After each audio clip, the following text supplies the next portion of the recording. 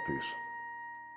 If you know the mouthpiece maker, let the person know what kind of reeds you like to use. And when you come to try mouthpieces, bring a reed that's a little soft, a reed that's the size you use, and a reed that's a little hard. Because any mouthpiece that a mouthpiece maker hands you is going to be a little bit different or a lot different than what you're playing. No matter how many times I've told a musician to do that, when they come here, they always come with a reed that's married to their mouthpiece. They take the reed off the mouthpiece and they start trying my mouthpieces.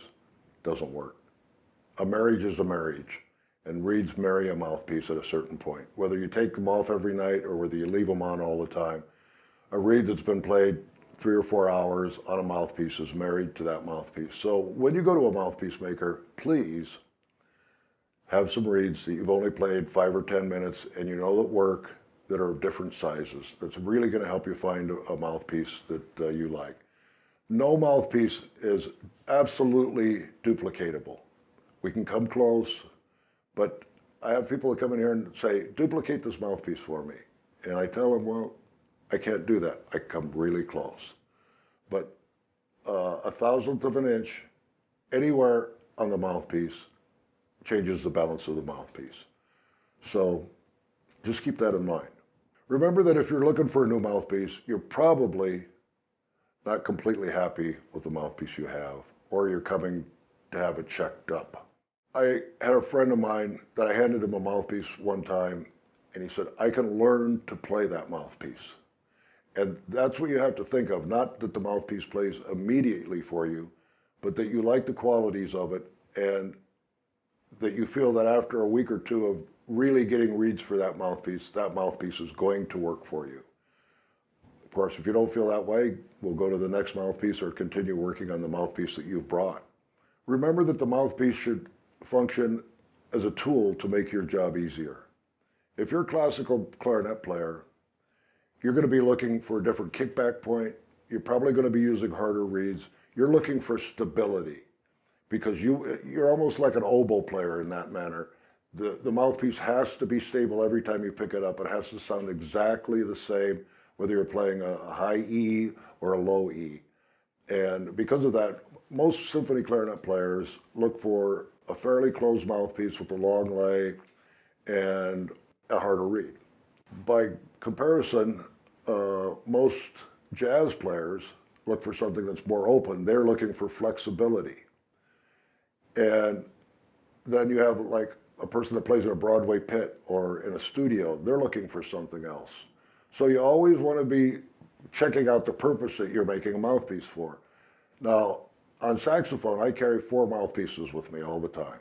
I carry a classical mouthpiece. I carry a general mouthpiece for Broadway pit, movie work, things like that. I carry a jazz mouthpiece when I don't have to play too loud. And I have a mouthpiece I call the Master Blaster that can play louder than the whole band. Clarinet, I only have 2 mouthpieces that I use. I have one for classical playing if I'm playing opera or symphony, and I have a mouthpiece for all other uses, playing in front of a microphone, playing in a pit that has a lot of carpeting. If you're a symphony player, you have a hall that's probably pretty reverberating. If you're a pit musician, they're trying to dampen all your tones, so you have rugs all around you and dampening material. And you're going to look for a completely different mouthpiece because of the acoustical situation alone. So again, the mouthpiece should function as a tool to make your job easier. Remember too, that you're likely to sound like you already sound unless you get a radically different mouthpiece. And that's because you play your concept. And again, the mouthpiece is to help you play your concept easier. Like a symphony player could not play on a jazz clarinet player's mouthpiece because they're looking for something different, and it would make their job too hard. They will play and get the exact same sound they always get, but they'll have to work harder than they want, and we don't like that. We want you to be comfortable every time you put the instrument in your mouth. When selecting a mouthpiece, don't play all your fantastic licks. Play slow, listen to the mouthpiece, listen to the response, feel the kickback point, really pay attention to the mouthpiece and not the ego of playing. I mean, all mouthpiece makers have heard all the concertos, we've heard all the vast things everybody can play. We're not interested in that. We're interested in hearing how the mouthpiece actually sounds. That's not to say that once you know how the mouthpiece sounds, that you shouldn't try an excerpt if you're a classical clarinet player, or your favorite lick if you're a saxophone player. But that's really not the point of trying a mouthpiece out. The point of trying the mouthpiece out is to really feel the change in the mouthpiece from what you're using now, and whether you'll be able to use that mouthpiece in the future with reed changes. Don't worry about facing numbers, openings, how long the facing is, or anything else. Just play the mouthpiece and listen and feel. A little knowledge can be a dangerous thing. Some people come into a mouthpiece maker with a preconceived notion of certain numbers that they want on their mouthpiece facing. That could be true because they played somebody else's mouthpiece, or they heard that that was a good set of numbers. But every mouthpiece is a balance of the facing and the inner parts and the material and everything else that goes with the mouthpiece. So be more concerned with how it plays than with the numbers. No two mouthpieces play exactly the same. If you go to a music store and you pick a brand of mouthpiece and you play 10 of them, you will find that one of them plays better than the others. Again, because a thousandth of an inch makes a lot of difference, okay? What's going to happen is you're going to pick the best of the 10, but then it's still probably in your best interest, unless you think that mouthpiece is perfect for you, to come to a mouthpiece maker. Let's talk for just a second about mouthpiece patches. Mouthpiece patches are those little pieces of rubber that you tape onto your mouthpiece that take the vibration off your teeth. And they're made of all different kinds of sizes and materials.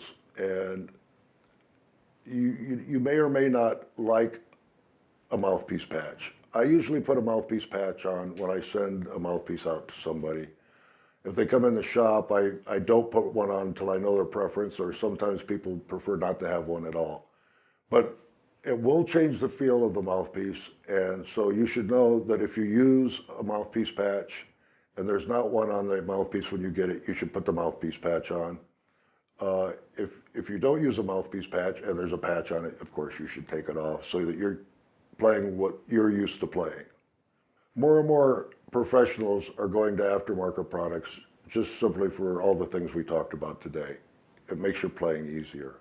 The mouthpiece works with the ligature, it works with the reed. It's not a standalone product, but it's the centerpiece of the combination of mouthpiece, reed, and ligature. Here's a couple other things to remember. Some companies with the biggest name and the most product don't always make the best mouthpieces.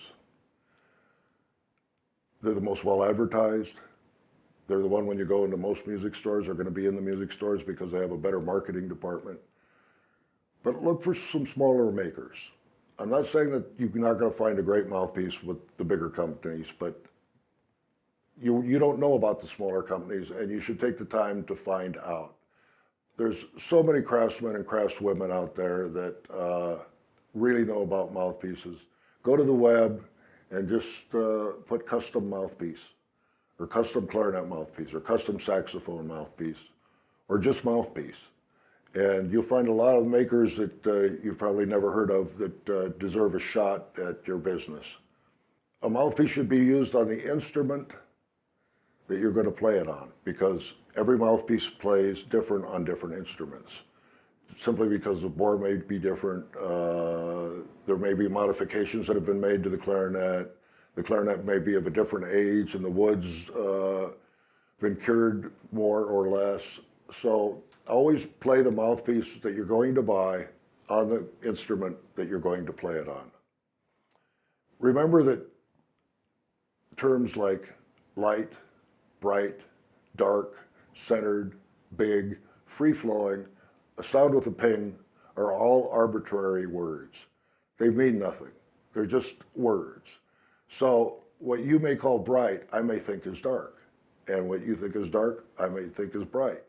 So what you want is what you hear and what you hear when I play the mouthpiece back to you. So again, don't take those words to mean too much. Use your ears rather than the concept of words. The craftsman's job is not to moralize about a correct sound, but to provide the mouthpiece that the performer is looking for. That is, of course, if the performer knows. The younger players tend not to know. They come in kind of lost. But the professional musicians really do know. And so I see a lot of different styles of playing. Some I think are right, some I think are wrong. It's my job to keep my mouth shut and let the person play how they play and give them a mouthpiece that facilitates how they want to play, or hand them a mouthpiece that I think will facilitate them playing how they want to play better. You might want to go to my website and check out the articles on mouthpieces and ligatures and reeds. And we think it'll be relevant to this discussion we're having today. You might enjoy them. Also, there's an opportunity for you to sign on to the email list. And we hope you'll do that because we send out haphazardly an email broadcast every few months. And it features a new article about part of woodwind playing. I hope this little talk we're having today has helped you understand the mouthpiece and it's important in your playing. It's the sound generator. It's probably the most important part of getting the sound you want. If you have questions, call me. And there are many qualified mouthpiece experts across the country. You can call them or email them or go into their shop. They'll be happy to talk to you. I would also like to thank Andreas Eastman for inviting me to do this video. And I play the Andreas Eastman reeds. I play his saxophone. And I think they're really great products, and I don't endorse anything I don't believe in. So I think you should give the reeds a try. I think you should give the horns a try. You can check your local music store to purchase Eastman reeds and instruments, or email the address you see at the screen below. That'll get you to your closest dealer, or if you don't have a dealer that's close or doesn't want to cooperate and get you an Eastman product, the email will get you the product in your hand. Remember to be happy with where you're at while you're trying to get to where you want to be. Enjoy the journey and happy music making.